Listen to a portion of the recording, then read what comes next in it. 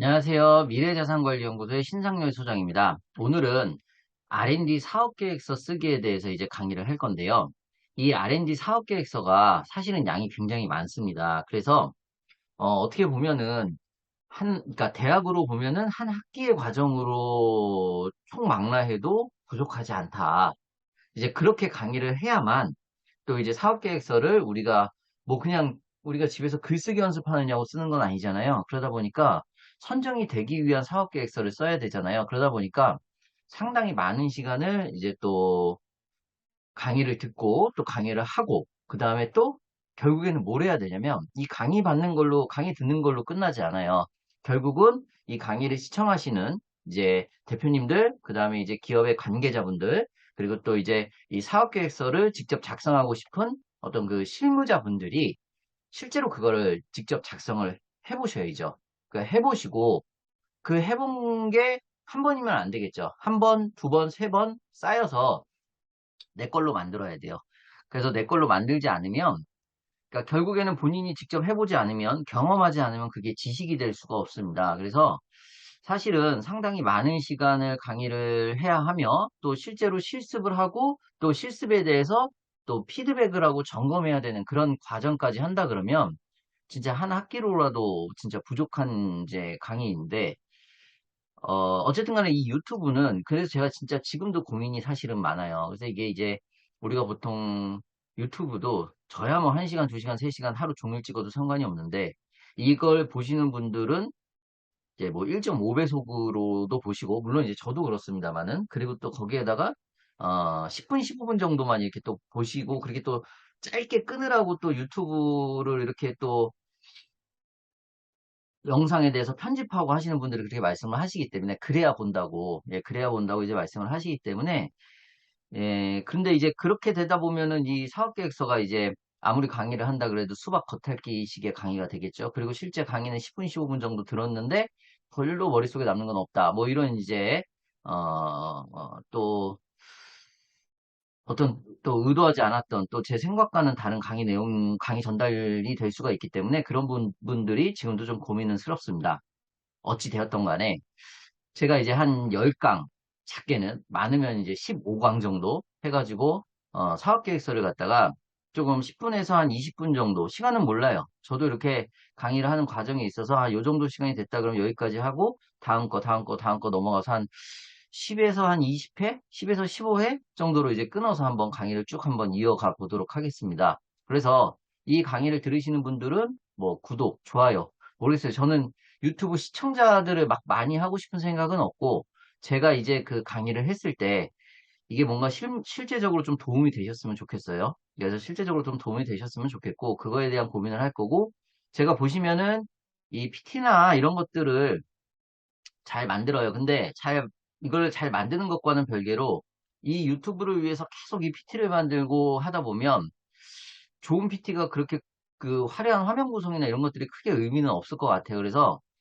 조금은 핵심적인 내용들, 그리고 제 강의에 맞는 내용들, 이렇게 해서 이제 PT를 구성을 했고요.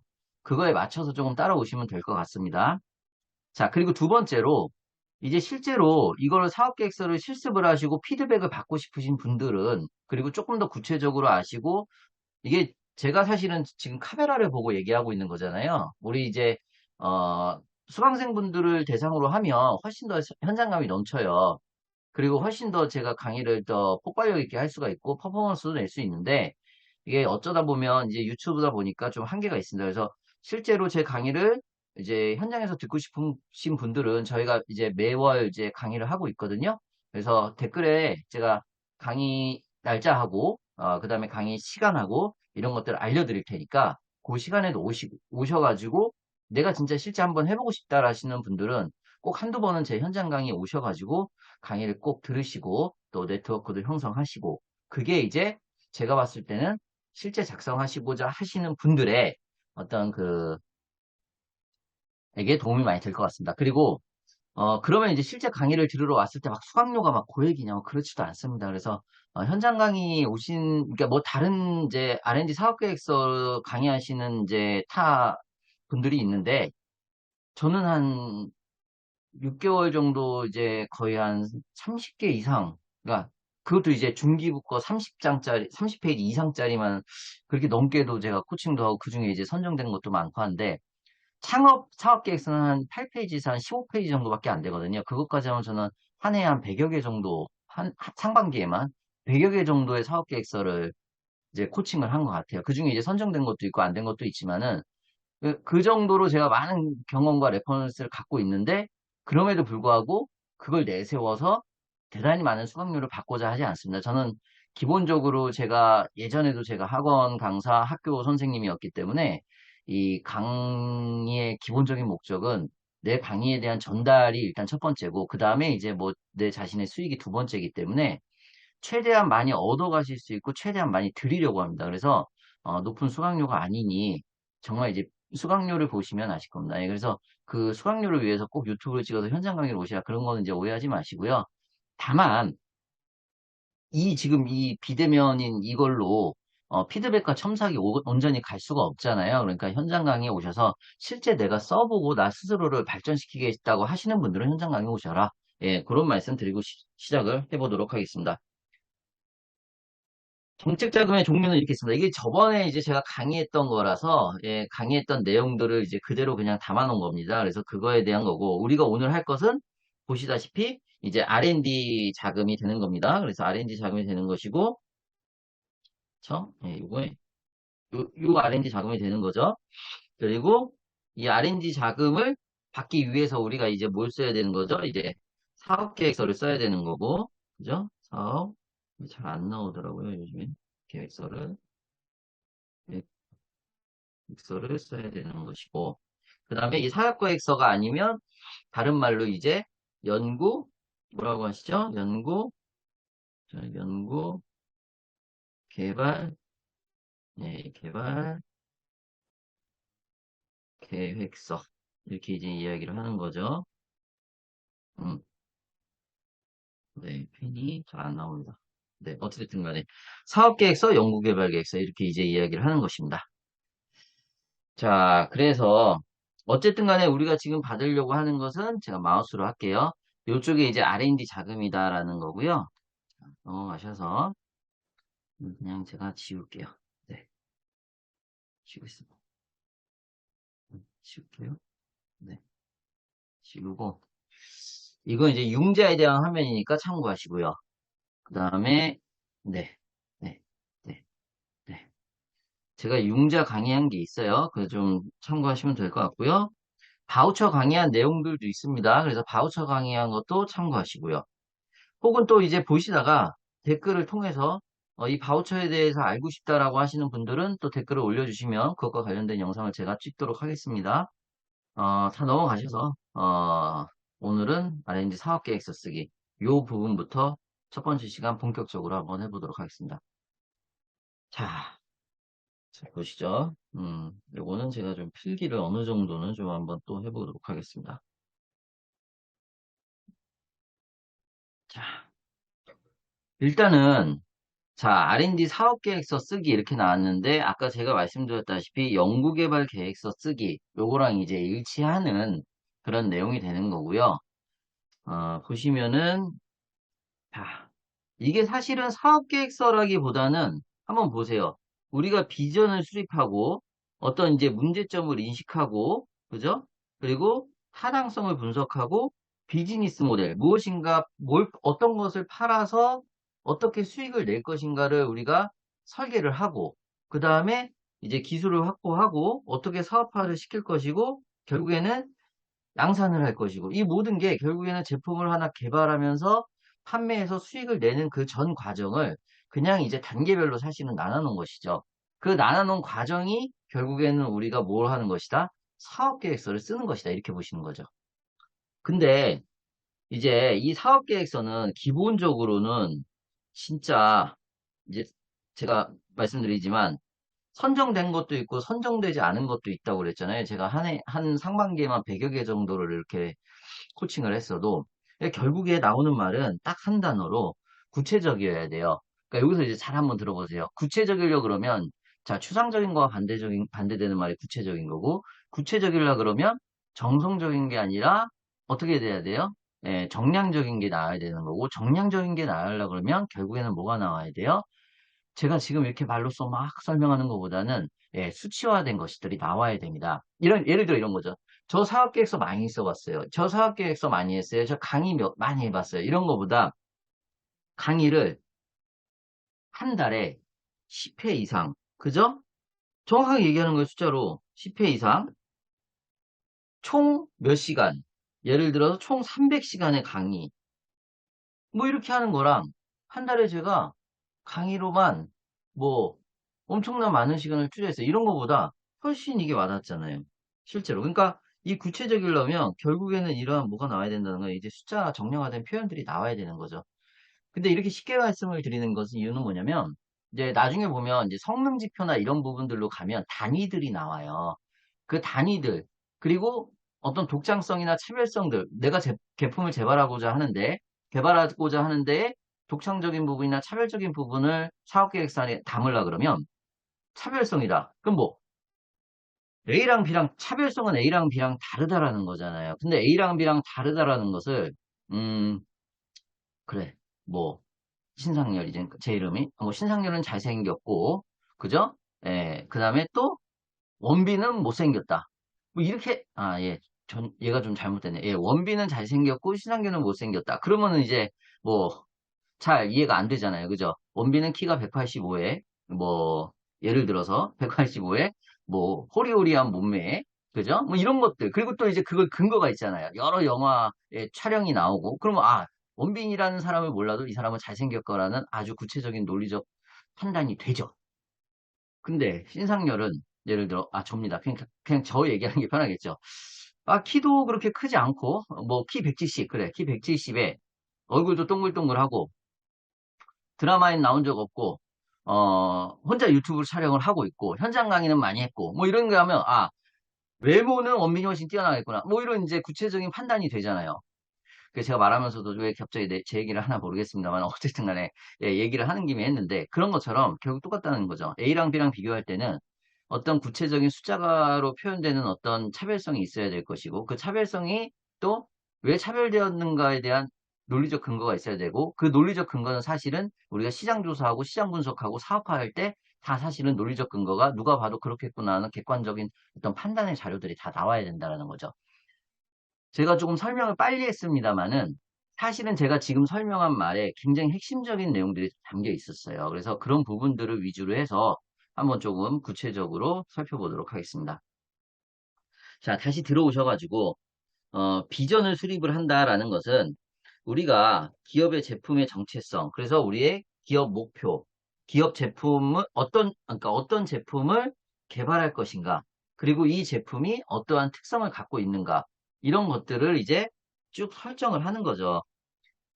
기업 같은 경우에는 기존에 있었던 제품들에서 내가 이걸 어떻게 고도화시킬 것인가, 어떤 아이템을 할 것인가. 그러니까 이게 이제 아이템 설정이 되겠어요. 쉽게 말씀드리면. 아이템을 찾아가는 과정입니다. 아이템을 찾아가는 과정이다. 그죠? 아이템을 찾아가는 과정이다. 이렇게 되는 거고요. 그러면 이 아이템을 찾고 나서는, 그러니까 내가 무언가를 하겠다 이거죠. 그 다음에는 문제 인식. 자, 근데 이 아이템이 누가 쓸 것인가? 그 시장. 자, 그리고 이 기술 트렌드. 여기 굉장히 중요한데요. 이 아이템을 찾았는데 이 아이템이 내가 하고 싶은 아이템이면 안 돼요.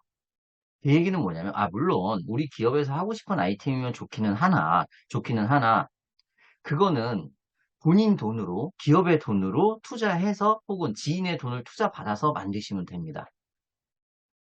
왜? 사업화의 성공 가능성이 떨어져요. 음. 예를 들어서 지금은 다 요즘에 돼지고기집이 유행하는 집이 있어요. 예. 제가 뭐 어디 홍보하거나 그런 건 아닙니다. 옛날 얘기로 하죠. 한때 치즈 등갈비가 굉장히 유행했어요. 혹시 아시나요? 한 2, 3년 전에? 트렌드죠. 예를 들어서. 그 등갈비가 예전엔 없었던 거 아니에요. 그러니까, 예전에도 있었어요. 근데 예전에 뭐 이렇게 뼈에 붙어 있고, 뭐 살도 많고, 그러니까, 살이 없죠. 거의 뼈에 붙어 있다 보니까. 근데 이제 그의 뼈에다가, 이 갈비에다가 살 많이 붙여요. 그것도 치즈도 얹어요. 그 치즈 등갈비라고 엄청 나왔어요. 그거 처음에 나왔을 때 거기 들어가서 가맹점 오픈해서 했으면 돈 벌죠. 근데 지금 돌아다녀 보면 아마 없을 거예요. 뭐 있는 데도 있죠. 예. 근데 그게 바로 트렌드예요. 이 기술 트렌드라는 것도 있어요. 제가 알기 쉽게 이제 요식업을, 외식업을 이제 예를 들어 설명했지만, 이 기술 트렌드는 쉽게 말씀드리면, 결국에는 4차 산업혁명에 부합을 해야 되겠죠. 그죠? 4차 산업혁명. 이 4차 산업혁명에 부합하고, 4차 산업혁명이 아니더라도 소재 부품 쪽이더라라고 하든, 뭐 다른 방향이라고 하더라도, 우리나라 국가, 그러니까 정부에서 이 R&D 지원금을 주는 거잖아요. 정부의 이 그러니까 기술 개발 방향과 부합해야 된다는 거죠. 그럼 그건 어디 가서 할 수 있냐? 인터넷에 쳐보세요. 중소기업 기술 로드맵이라고 있어요. 제가 여기 다 써드리면서 설명을 해야 되는데, 이게 이제 사실은 펜이, 이게 줌에서 제가 하다 보니까 펜이 잘 안 나오네요. 예, 이 중소기업 기술 로드맵이라고 있거든요. 이 중소기업 기술 로드맵에서 찾아보시면은, 중소기업 기술 로드맵, 구글에서 검색하시면은 중소기업 기술 로드맵이 나옵니다. 거기에 4차 산업 분야가 나와져 있고 소재 부품 분야가 나눠져 있고 국가에서 우선하는 기술 분야가 나눠져 있습니다. 그러면 그 세부 항목들을 살펴보시고 그 세부 항목과 전방 산업, 후방 산업들을 다 살펴보시고 거기에 우리가 지금 개발하고자 하는 아이템이 부합하느냐. 이거 상당히 중요한 겁니다. 그러면 그 아이템은 문제 인식이 제대로 된 아이템이고, 그 다음 단계 타당성 분석으로 나아갈 수 있는 아이템입니다. 근데 그게 아니고 내가 정말 하고 싶은 그냥 아이템이다. 갑자기 내가 세상에 없는 어떤 혁신적인 기술을 만들겠다. 안 됩니다. 아, 물론 할 수 있어요. 근데 누구 돈으로 해라. 정부 돈으로 하지 말고 본인 돈으로 해라. 이해되셨나요? 예. 자, 비전 수립에서는 아이템을 결정하고요. 그 다음에 그 아이템이 제대로 된 것은 어디에서 봐라? 중소기업 로드맵에서 확인을 하시고요. 그 다음에 그러면 그게 이제 기술적 관점, 제품 컨셉 관점, 서비스 관점, 판매 관점, 시장 침투 관점, 협력 기업 관점. 과연 그러면 이것이 개발될 가능성이 있는가? 그러면 이제 기술 관점에서는 뭘 보셔야 되겠어요? 독창성과 제가 쓰진 않을게요. 독창성과 차별성이 있는 제품인가를 봐야 될 것이고요. 그죠? 독창성과 차별성이 있는 제품인가를 봐야 될 거고요. 그게 만약에 서비스 산업이라 그러면 이제 이 서비스 관점을 보는 거죠. 기존에 있지만은 기존에 있는 서비스지만은 그것이 고도화된 서비스고 그 다음에 독창적인 서비스인 것인가. 자, 근데 여기서 독창적이라고 해서 세상에 없는 서비스와 세상에 없는 기술을 만들어내지 마세요. 왜냐? 그러면 뭐가 없냐면 시장이 없다라고 판단이 돼요. 시장이 없다라고 판단이 됩니다. 그래서 제가 현장에서도 이제 대표님들하고 기업들하고 많이 이야기를 하다 보면 이 기술은 있는 거 아니냐. 근데 기본적으로 하늘 아래 새로운 것은 없어요. 다 기존에 있는 기술을 가지고서 그 기술을 고도화시켜서 발전시켜 나가는 것이죠. 근데 그 고도화의 여부가 차별적이어야 되고 남들이 따라올 수 없으면 독창적인 거죠. 근데 언젠간 따라와요.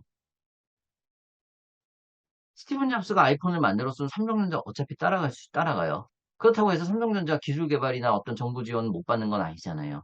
그런 격입니다. 그래서 얼마만큼의 시간을 두고 다른 기업들이 모방할 수 있느냐, 혹은 모방이 얼마나 어렵느냐, 이런 것들을 구체적인 수치로 제한할 수 있으시면 된다는 얘기죠. 이해되셨나요? 그러면 제품 판매 관점, 이 같은 거죠.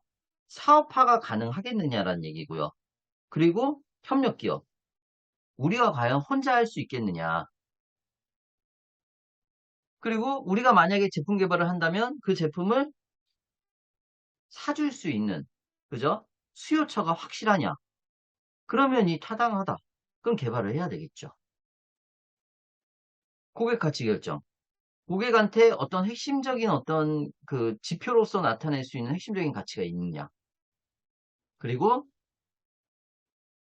결국에는 개발부터 시간, 그 다음에 판매 양산, 그 다음에 협력 기업, 이런 모든 비즈니스 모델, 그리고 들어가는 비용, 그 다음에 수익 구조, 이런 비즈니스 모델이 제대로 이제 설계가 되는 게 바로 요 다음 단계가 되겠죠. 첫 번째, 두 번째, 세 번째, 네 번째. 근데 여기 이제 겹치죠. 정부의 R&D 정책 분석. 그러니까 여기 이제 기술 트렌드 분석하고 겹치는 겁니다. 그래서 이 정부의 R&D 정책 분석이 결국에는 중소기업 기술 로드맵에서 참고하셔가지고 R&D 정책 분석을 하시면 된다라는 거죠.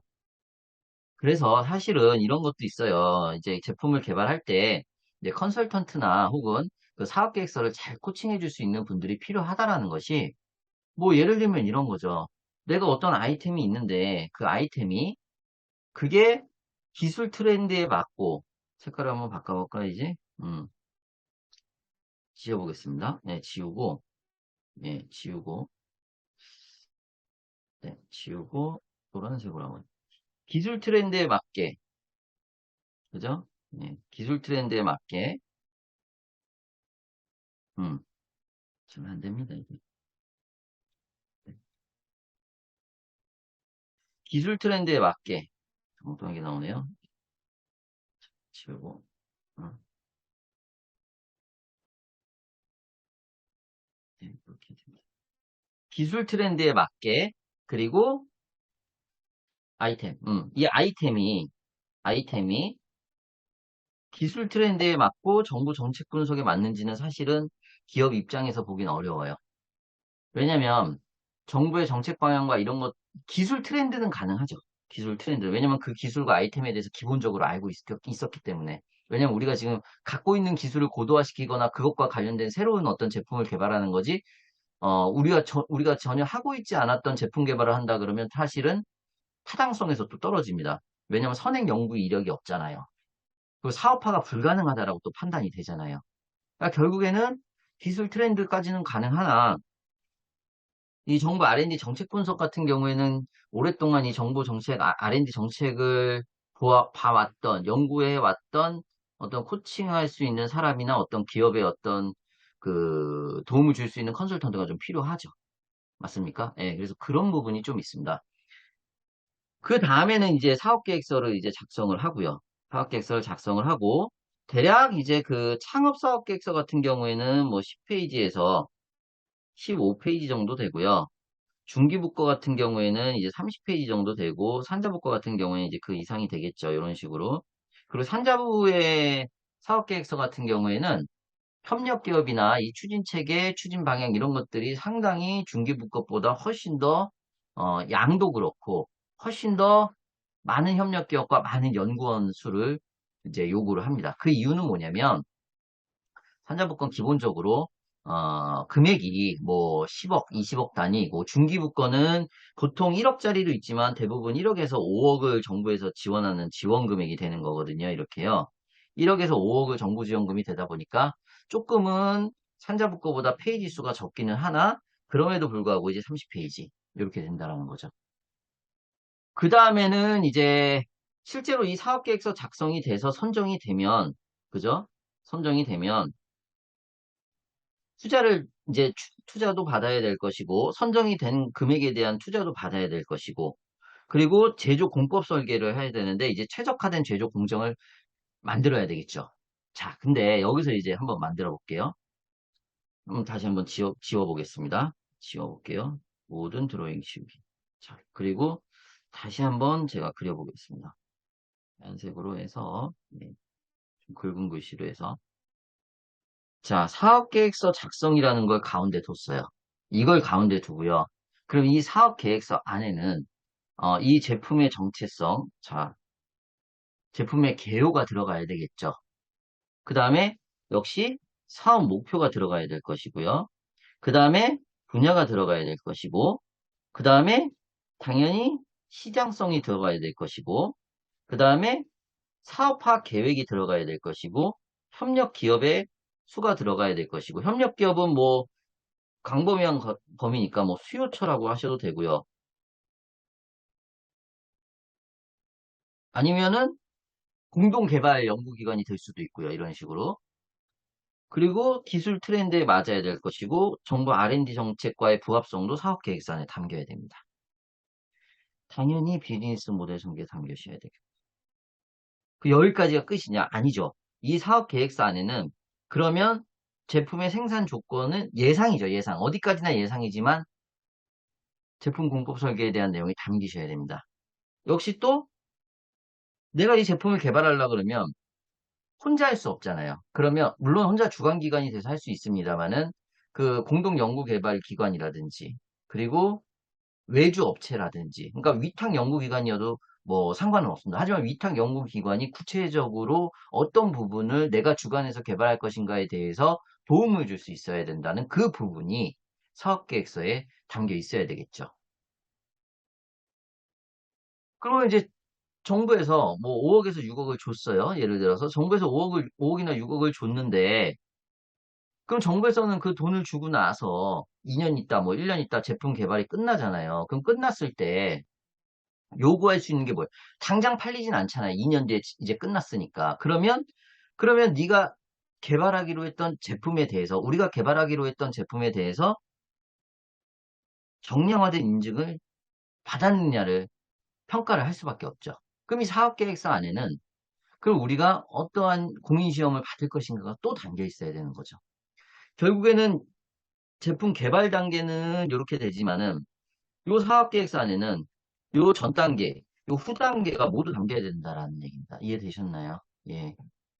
그러면 사업화 계획이 있으셔야 되겠고, 그 다음에 선행 연구기관과 연구, 그러니까 우리가 처음 개발하지 않아도 다른 주관기관이 개발했을 수 있잖아요. 그러면 선행 연구기관들이 기존에 개발하지 못했던 이유, 그럼에도 불구하고 우리는 개발할 수 있는 이유, 그 다음에 다른 기업이 또 금방 모방할 수 있는 거에 대한 어떤 리스크, 이런 것들, 그 다음에 이제 우리가 홍보할 수 있는 방법, 그리고 뭐, 예를 들면 이런 거죠. 수출 전략이라든지, 마케팅 전략이라든지, 이런 것들이 들어가야 될 것이고요.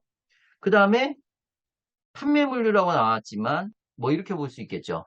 뭐 이 물류 체계를 해서 우리가 어떻게 판매를 한다. 물론 좋지만, 그러면 이 물류 체계나 판매 방식을 어떻게 우리가 이제 원 제품을 사서 공급을 어떻게 만들어서 어떻게 어디에 공급하는 과정에서 결국에는 중소기업에서 가장 중요한 거 있잖아요. 제품 개발에 있어서. 아이템도 중요하고 다 중요한데 결국에는 그러면 팔려야 되는데 그럼 팔리기 위해서는 네 글자 굉장히 중요합니다. 납품 단가를 어떻게 설정할 것인가. 그 납품 단가를 설정한다는 건 결국에는 물류 체계를 어떻게 할 것인가, 유통 판매를 어떻게 구조화시킬 것인가와 또 관련이 있잖아요. 그럼 그런 내용들이 결국엔 다 어디에 담겨야 된다? 바로 요 사업 계획서 안에 담겨야 된다는 얘기잖아요. 이해되셨나요? 결국에는 이제 사업계획서, 이 연구개발 계획서라는 것은 처음에 아이템의 설정, 1번. 그 다음에 그 아이템이 시장성이 있느냐의 문제. 그 다음에 세 번째로는 그게 독창적이고, 그 다음에 차별성이 있고, 그 다음에 판매 가능한가를 보는 것.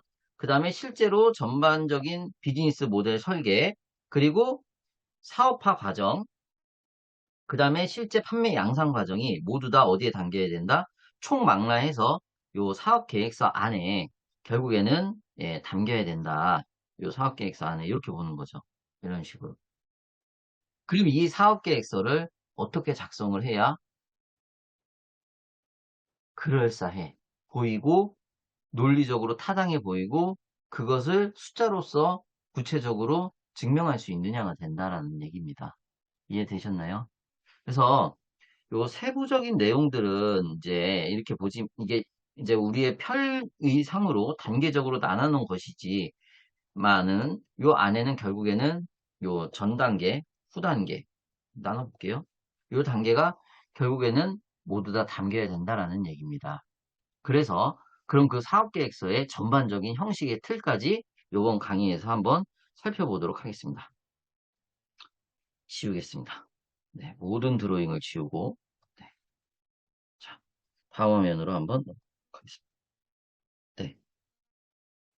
이게 이제 사업계획서의, 그러니까 중기부과의 예입니다. 중기부과의 예고요. 그러니까 뭐 여기에서 약간씩 조금 틀어질 수는 있는데, 달라질 수는 있는데, 이제 전반적인 거, 전반적인 거. 그러니까, 전반적인 겁니다. 전반적인 거란 얘기는 일반적인 거. 일반적인 거. 어, 대부분 이런 구조를 갖고 있습니다. 한번 볼게요. 자, 1번이 있고요. 이렇게 크게 보겠습니다. 2번이 있고요. 3번이 있고요. 4번이 있고요. 5번이 있고요. 다음 화면에서 이제 6번이 있습니다. 그러면 6번은 이제 보안 조치에 관련된 것인데요. 그것도 물론 이제 굉장히 중요하죠. 요즘에 기술 유출이나 이런 것들이 심하니까. 그런 것은 이제 조금 이따가 보도록 하고요. 그러니까 지금은 안 보셔도 돼요. 예. 나중에 선정이 돼서 그 부분들을 보완해서 쓰시면 될 것 같고요. 가장 중요한 것은 1번, 2번, 3번, 4번, 5번이 되겠죠. 음. 사업계획서를 쓰는 방법, 순서, 뭐 이런 것들 여러 가지가 있어요. 뭐 예를 들면 1번부터 쓴다, 아니면 뭐 5번부터 쓴다 이런 것들이 있는데 그런 것들은 제가 다음 강의 시간에 한번 강의를 한번 해보고요. 지금 요 강의에서는 이제 전반적으로 사업계획서의 모양새를 살펴보는 첫 번째 강의 시간이 되겠습니다. 연구개발 과제의 필요성입니다. 그러면 이 연구개발 과제가 반드시 왜 필요하냐? 그러면 자, 이 필요하다는 이야기는 결국엔 여러 가지 아까 말씀드렸던 게 들어가요. 음, 국, 시급해야 되고요. 그러니까 이 필요하다는 거잖아요. 필요하다는 얘기는 그러니까 막 과거에도 필요했고 뭐 미래에 필요할 건데 지금 만들고 그게 아니에요. 시의성이 있어야 됩니다. 지금 반드시 필요해야 되는 거. 지금 반드시 필요해야 되는 거예요. 맞잖아요. 그래서 이 필요성에는 지금 반드시 필요해야 된다. 그럼 지금 반드시 필요하다는 얘기는 뭐랑 연결되냐면 국가 정부의 R&D 정책 방향과 연결돼야 되는 거고요. 그게 곧 4차 산업혁명과 연결돼야 되는 것이죠. 그래서 이 연구개발 과제의 필요성이 첫 번째로 이렇게 들어갑니다. 그 과정에서 시급하게 반드시, 시급 반드시 이렇게 이 두 가지가 들어가야 되는 거죠. 지금 필요해야 되는 거고요. 시의성이 있어야 된다는 얘기죠. 그리고 반드시 필요해야 된다는 얘기입니다. 반드시 필요해야 된다. 그럼 이제 개발 기술 개요를 쓰고 필요성을 써야 되는데 그럼 어떻게 써야 되냐?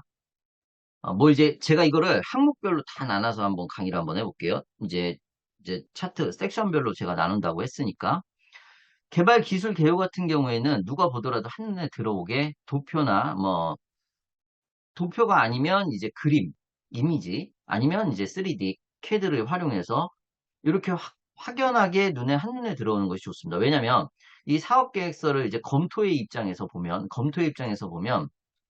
이 사업 계획서의 유출이라든지 혹은 사전에 어떤 그 기업에 대한 어떤 선입관 때문에 그 점수를 더 많이 줄 수도 있잖아요. 그 기업을 만약에 내가 알고 있는 기업이라 그러면 이 평가위원 입장에서. 그래서 이 사업 계획서 같은 경우가 실제 평가에서는 공개가 먼저 되지 않습니다. 실제 그 사업 계획서를 받고서 평가위원이 평가하는 시간이 굉장히 짧아요. 그러니까 우리는 전략적으로 이 개발 기술의 개요에 대해서 누구나 알기 쉽게, 누구나 보기 쉽게 한눈에 들어오게 사업 계획서를 작성할 필요가 있다는 얘기죠. 이해되십니까? 자, 여기까지 말씀드리고, 그건 또 다음 강의에서 제가 말씀드리고요. 독창성 및 차별성. 이걸 좀 헷갈려 하시는 분들이 있는데, 차별성은 말 그대로 A하고 B가 달라야 되는 거잖아요. 그죠? A와 B에 다른 거가 있어야 돼. 그러니까 차별성이라는 얘기는 결국에는 비교 대상이 있어야 된다는 얘기예요. 맞잖아요. 비교 대상이 있어야 된다는 얘기고요. 비교 대상 없이 제가 세상에 새로운 제품을 개발할 거야. 본인 돈으로 하시면 돼요. 제가 봤을 때는. 네, 아시겠죠? 네. 기존에 있는 제품과 기존에 개발하지 못했던 제품, 거기에서 어떻게 고도화시켜서 우리는 어떤 차별적인 성능, 효율, 그죠? 형태, 이런 것들이 나와야 된다는 얘기죠. 형태 얘기하니까 또 할 말이 진짜 많은데요. 네, 나중에 얘기하겠습니다. 네.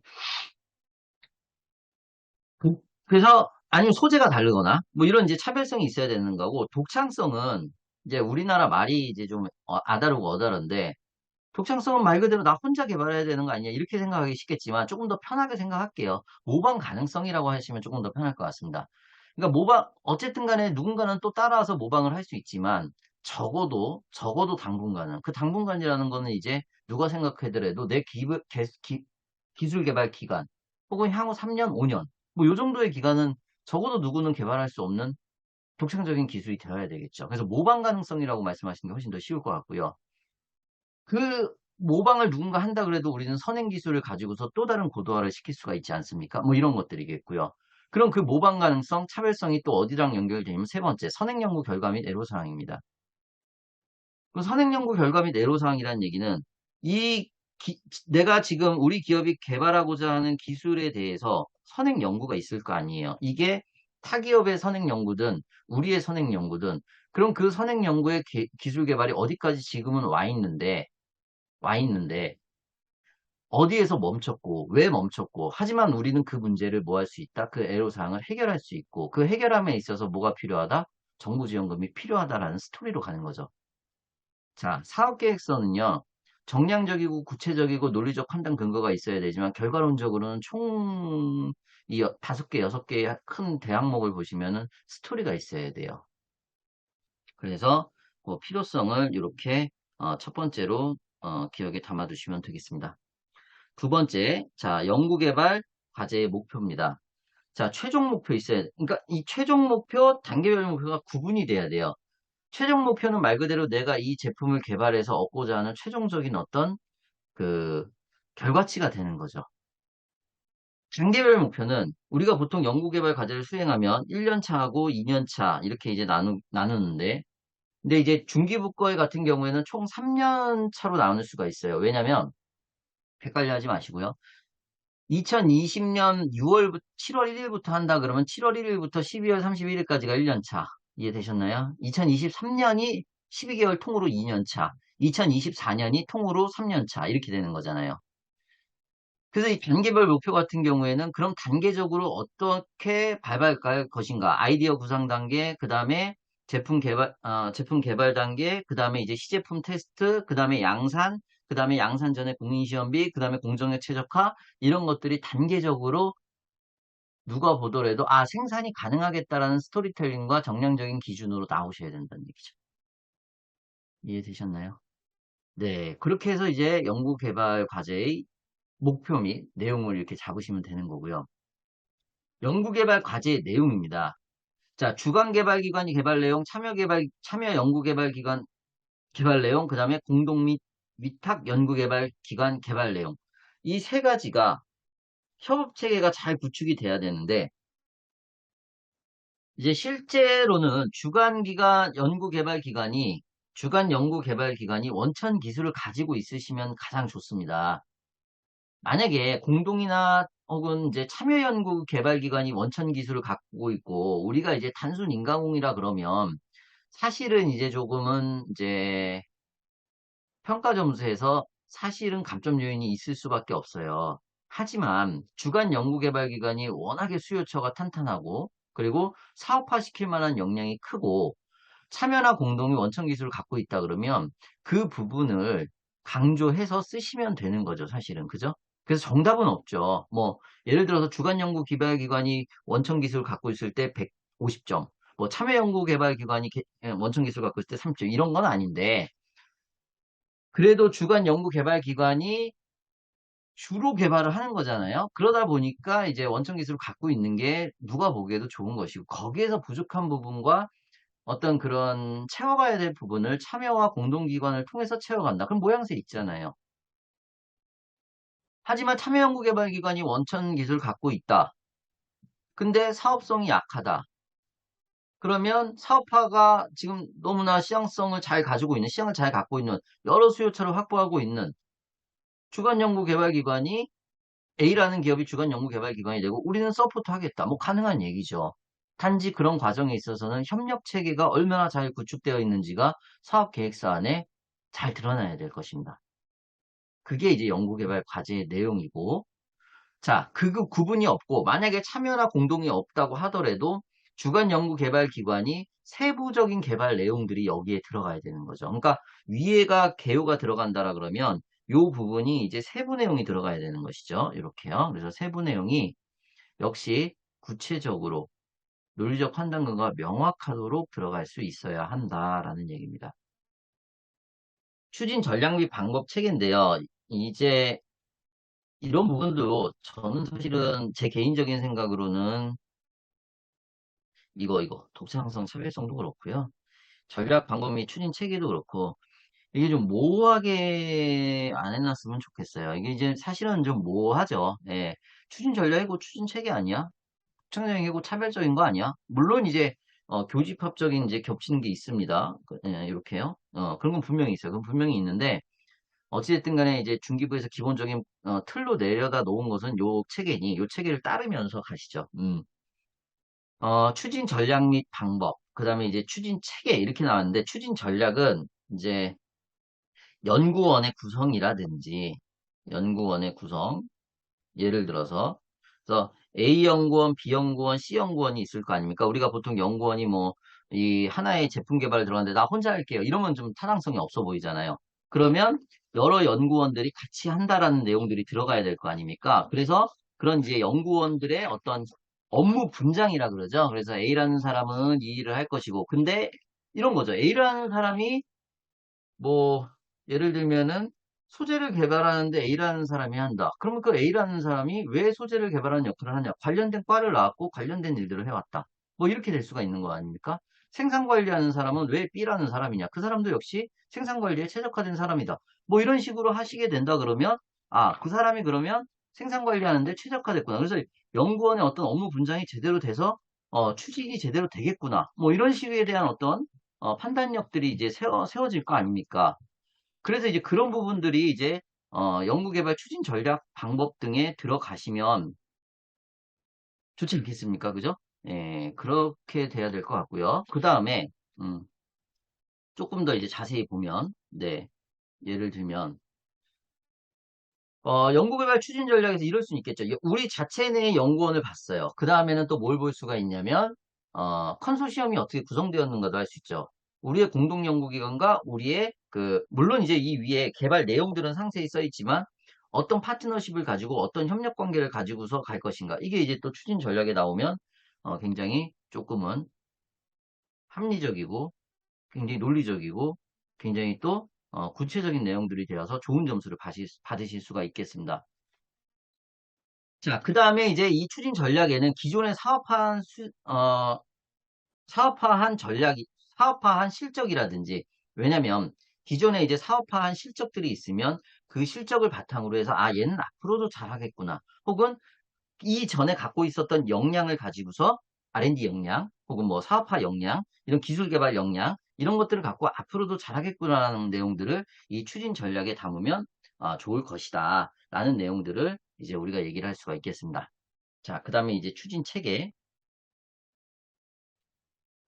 뭐 사업상 있을 수 있는 리스크 관리, 이런 것들 들어갈 수가 있겠고요. 그 다음에 뭐 인력 풀 활용 방법, 활용이죠. 활용 방법 이런 것들 들어갈 수 있겠고요. 그래서 추진 전략 세우시고 그 추진 전략을 구체화시켜서 흐름이겠죠. 흐름, 체계니까 그 흐름을 어떻게 가져갈 것인가가 바로 이 추진 체계에 나오는 내용들이 될 것입니다. 그래서 추진 전략과 추진 체계가 약간은 겹치기는 하나 추진 전략은 컨소시엄 구성이라든지 어떤 연구원들의 어떤 구성이라든지 이런 부분들에 초점을 좀 맞추시고요. 추진 체계는 리스크 관리, 그 다음에 아까 제가 말씀드렸던 뭐 전문가의 활용 방안, 그 다음에 이제 그 이제 그 추진 전략에 구체화시키는 이제 흐름도, 이런 것들이 이제 추진 체계에 들어가시면 좋겠다. 그렇게 이제 말씀을 드릴 수가 있겠습니다. 네, 여기까지. 연구개발 성과, 그러니까 세 가지예요. 필요성, 목표 및 내용, 추진 전략 방법 및 체계. 그 다음에 연구개발 성과의 활용 방안 및 기대 효과가 이제 네 번째가 나옵니다. 개발 결과물의 주요 성과예요. 그러면 이제 과학 기술적 성과도 있을 것이고 사회 문화적 성과도 있을 것이고 뭐 여러 가지 있을 수 있겠죠. 그 과학 기술적 성과도 세분화돼서 나눌 수 있겠고 사회 문화적 성과도 세분화돼서 나올 수 있을 것입니다. 그 다음에 뭐 실적도 세분화돼서 나올 수가 있겠죠.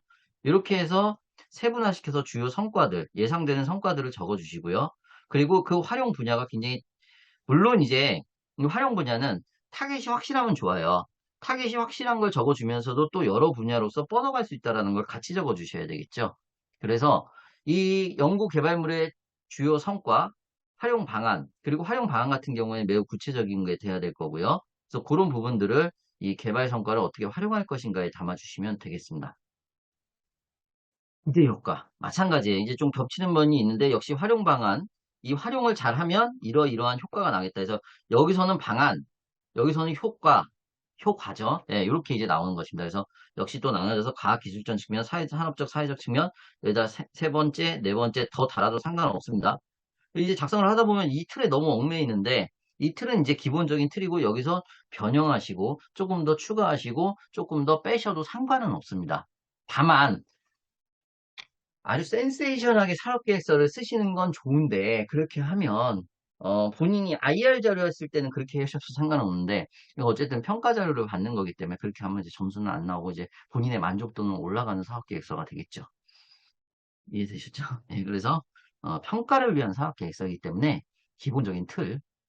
저도 이제 제가 사업계획서를 제가 만약에 이 틀을 만든다 그러면 제가 좀 바꾸고 싶은 부분들이 있는데 아무튼 뭐 그렇게 해서 바꿔서 썼을 경우에는 뭐 책임은 제가 지는 거죠. 예. 어쨌든 그래서 최대한 요 틀 안에서 쓰시고요. 연구개발 성과의 기대 효과 같은 경우에는 우리가 이제 시장이 얼마나 이제 얼마를 우리가 팔 수가 있고 그죠? 시장에 그다음에 매출은 어느 정도 일어날 수 있고 수입 대체 효과는 어느 정도 일어날 수 있고 비용 절감은 얼마나 할 수 있고 이런 모든 것들이 기존의 시장 조사를 통해서 구체적인 수치로 제시될 수 있어야 되고요. 그 제시될 수 있는 숫자는 매력적이어야 되고요. 그 매력적인 숫자는 내가 갑자기 1,000억 팔 게가 아니라 그럼 왜 1,000억을 팔 수 있는가에 대한 그 매력적인 숫자에 대한 근거가 또 나와야 되는 거겠죠. 그래야 얘는 1,000억을 팔 수 있겠구나라고 생각을 하는 거 아닙니까? 그런 부분들을 담아주셔야 된다라는 얘기입니다. 이해되셨죠? 예. 그 다음에 자, 그 다음에는 이제 사업성에 대한 이야기가 이렇게 나옵니다. 사업성에 대한 얘기가 나오는데요. 이게 이제 사업성에 대한 이야기가 나와요. 사업성에 대한 이야기가 나오는데 지금 예, 사업성에 대한 이야기가 나옵니다. 이게 지금 잘못됐어요. 그래서 여기가 지금 연구개발의 사업화 전략 및 계획입니다. 정확하게 얘기하면 전략 및 계획이고 못합니다. 여기까지 사업화 계획이 나오는 겁니다. 국내의 시장 동향 누가 물어봐요. 국내 시장 동향은 어떻게 합니까? 사실은 구글에 다 나와 있고요. 중소기업 기술 로드맵에도 다 나와 있고요. 전방산업과 후방산업 다 나와 있고요. 그리고 우리나라와 다른 나라, 타 나라의 기술 격차도 다 나와 있습니다. 그래서 사실은 이 R&D 사업계획서 쓰기에 가장 첫 번째는 중소기업 기술 로드맵을 꼼꼼하게 보시는 겁니다. 네. 자, 시장 규모 나오셔야 되겠고, 수출입 현황 나오셔야 되겠고, 네, 이런 건 있어요. 우리가 정부 지원 자금을 받는 기술 개발이다 보니까 내수 시장만 확보할 수 있는 기술이다. 그러면 물론 좋은 기술이긴 한데 이 어필하는 그 파급력이 좀 떨어지잖아요. 그래서 사실은 우리가 아이템을 선정하고 이 문제를 인식해서 이 기술 개발을 할 때 수출이 가능한 제품, 그리고 수입을 대체할 수 있는 제품으로 아이템을 선정하는 것이 좋습니다. 결국엔 이 R&D 사업 계획서라는 것은 기본적으로 우리가 제품을 연구 개발하는 것도 첫 번째 목적이 있지만 이 사업비를 받는 거에도 또 목적이 있잖아요. 그러다 보면 이런 부분들이 엇물려서 맞아 떨어져야 되는 거잖아요. 그러다 보면 결국에는 수출이나 수입 대체가 가능한 것. 그래야 우리가 수입은 이만큼인데 우리가 기술 개발이 되면 대체 효과가 이만큼이 있을 것이고 우리는 그 대체 효과는 대체 효과도 있고 얼마만큼의 수출이 가능할 것이라는 정량적인 지표를 제시할 수 있잖아요. 이해되셨나요? 제가 강의하는 것은 아마 그 1.5배속으로 안 들으셔도 될 거예요. 예, 제가 말을 굉장히 빨리 하니까 예, 그래서 그렇게 또 생각을 해주시면 될 것 같고요. 주요 수요처 현황이 나옵니다. 그래서 국내외 주요 수요처 현황 예를 들면 이런 것들이 있어요.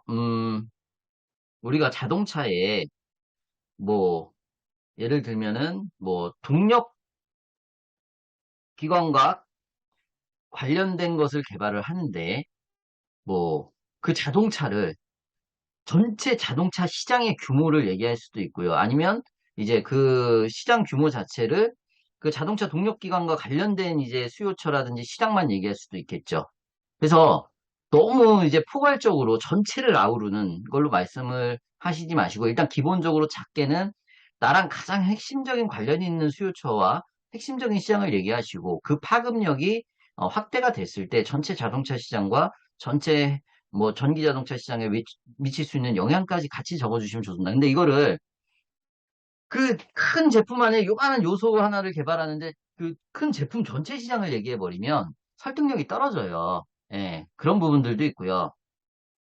경쟁 기관 및 기술 현황도 어, 우리 중소기업으로서의 경쟁 기관을 먼저 언급을 해주시는 게 좋겠죠. 그래서 그 경쟁 기관의 어떤 현황, 그러니까 이건 일종의 이제 수학 분석이라고 하셔도 되겠는데요. 예. 이 수학 분석을 하시고 그 수학 분석에 대한 우리의 대처가 나오면 현실적인 거거든요. 그잖아요. 어떤 위기 상황이 있고 어떤 강점이 있고 외부 요인 어떻고 내부 요인 어떻다.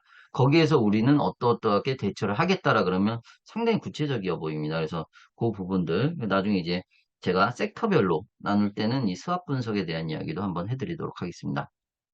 자, 그러면 이 지식재산권 표준화 인증 기준 현황 했을 때 이것도 잘 적으셔야 돼요. 왜냐면 예를 들어서 우리가 케이블을 하나 개발을 하겠다. 그럼 케이블을 개발하겠다 그러면 그 개발이 돼서 정말 좋은 제품이 나온다고 한다 한들 그게 우리나라에서 기존에 나왔던 전기안전이라든지 이런 이제 기존에 규격화된 인증에 맞아야 되잖아요. 그게 안 맞고 나 혼자 제품 개발을 하면 안 되는 거잖아요. 그게 맞아야 우리가 판매가 가능한 거잖아요, 기본적으로. 뭐 케이블이든 뭐 전선이죠. 예, 케이블이든 아니면 어떤 그 건설 건축 관련된 어떤 난연제든 뭐든 간에 기본적인 인증에 맞아야 될 거 아닙니까? 그런 것들을 이 부분에서 제시를 해주고 그 다음에 우리가 기존에 갖고 있는 특허들 제시를 해주고 그리고 앞으로 우리가 이제 그 취득할 특허 디자인권 그다음에 상표권 이런 것들에 대한 계획까지 같이 언급을 해주는 것이 좋습니다. 세 번째, 예, 표준화 전략 나오는 것이고요.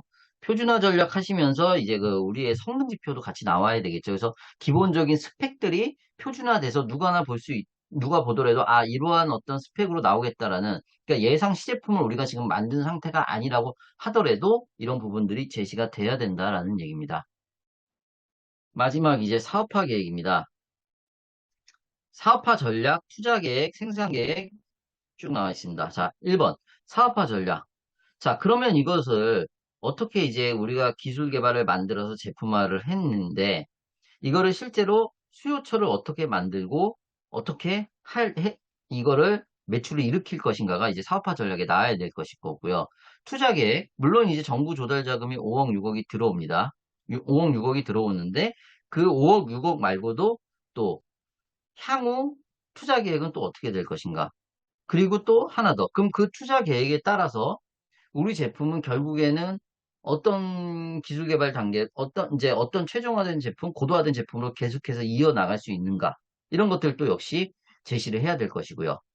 그 다음에 양산하게. 그럼 결국에는 이 공정의 최적화를 이루어서 얼마만큼 우리가 효율적으로 납품 단가를 낮춰가지고 경쟁력 있게 양산할 수 있느냐가 이제 세 번째 나와야 되는 거고요. 네 번째, 제가 아까 말씀드렸다시피 해외 시장과 해외 수출 계획이 없는 그런 그 뭐라 그럴까 아이템은 애초에 애초에 하지 않는 것이 좋습니다. 그래서 수출 전략 그러니까 우리 조그만 딴덩어리 나라에서 어쨌든 간에 수출을 통해서 그리고 이제 내수 시장이 아니라 해외 시장을 확보해야 그게 사업화의 어떤 그 정량화된 매출 목표가 명확해 보이는 거 아니겠습니까? 이 조그만 땅덩어리고 포화된 시장 안에서 내가 그거 하겠다 그러면 그거 누가 돈을 주겠습니까? 그죠?